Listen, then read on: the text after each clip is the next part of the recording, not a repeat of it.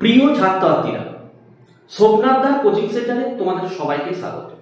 উচ্চ মাধ্যমিক 2026 দুটো সেমিস্টারে সম্পন্ন হবে, থার্ড সেমিস্টার এবং ফোর্থ সেমিস্টার। উচ্চ মাধ্যমিক শিক্ষা সংসদ থেকে বিগ আপডেট দেওয়া হয়েছে। কি আপডেট বলো তো? তোমাদের পরীক্ষা হওয়ার পরে তোমাদের রেজাল্ট কোন সাবজেক্টে কত পাচ্ছ তোমাদেরকে দিয়ে দেওয়া হবে। কিভাবে তোমরা এটা পাবে? দুটো পদ্ধতি চিন্তা ভাবনা করা হয়েছে। তার জন্য থার্ড সেমিস্টারের যে চিন্তা ভাবনা সেটা কনফার্ম, ফোর্থ সেমিস্টারের পরীক্ষাটা জন্য বিবেচনা চলছে। তো কি পদ্ধতিটা একটু বুঝে নাও।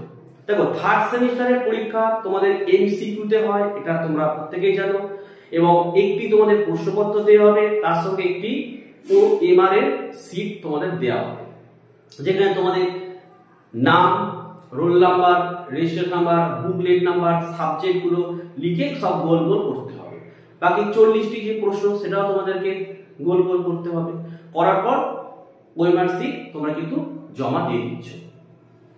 এইবারে কি হচ্ছে, যদি তুমি 40টার মধ্যে 40টাই ঠিক করেছো, যখন রেজাল্টটা বার হয়ে 2-3 মাস পর তখন তোমরা দেখছো যে 40-এর মধ্যে 20 পেয়েছো, সেক্ষেত্রে তোমার কিন্তু খুব খারাপ লাগবে। কারণ তুমি জানো যে আমি 40-এ পাবো, কিন্তু দেখা গেল 20 পেয়েছো।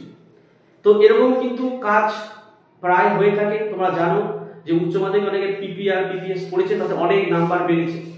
তাহলে সিস্টেমটা কি, OMR সিটে পেছনে আরেকটি কিন্তু কার্বন কপি থাকবে। একটা কি থাকবে? কার্বন কপি থাকবে।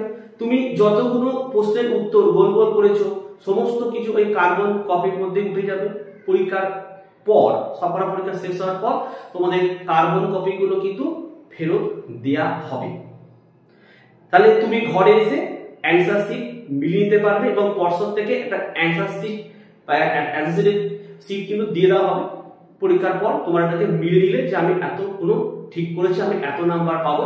তাহলে পরীক্ষার রেজাল্ট বার হওয়ার পর যদি কোথায় নাম্বার কম হয়, তখন তুমি বলতে পারবে, ক্লেম করতে পারবে যে স্যার আমার তো এতগুলো রাইট হয়েছিল, এত কম নাম্বার পেয়েছি কেন।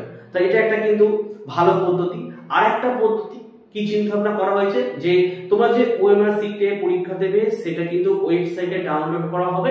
তোমরা তোমাদের roll number, date of birth, নাম দিয়ে তোমরা সেটাকে ডাউনলোড করে নিতে পারবে। এই হচ্ছে দুটো পদ্ধতি। তা এই পদ্ধতি তোমাদের কেমন লাগছে অবশ্যই কমেন্ট করে জানাও।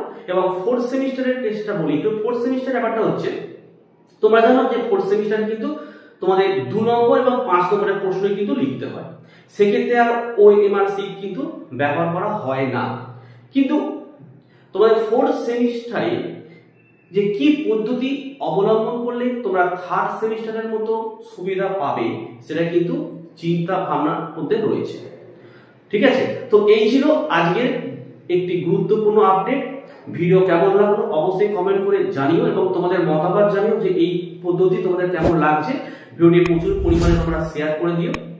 যারা নতুন তারা চ্যানেলটি কিন্তু অবশ্যই সাবস্ক্রাইব করে বা পাশে থাকা বেল আইকন প্রেস করে অল নোটিফিকেশনটাকে অন করো, যাতে আমি যখনই কোনো ভিডিও আপলোড করব সবার প্রথম যেন তোমাদের কাছে পৌঁছে যায়। তাহলে আজকের ভিডিও আমি এখানেই শেষ করছি। তোমরা প্রত্যেকে ভালো থেকো এবং সুস্থ থেকো।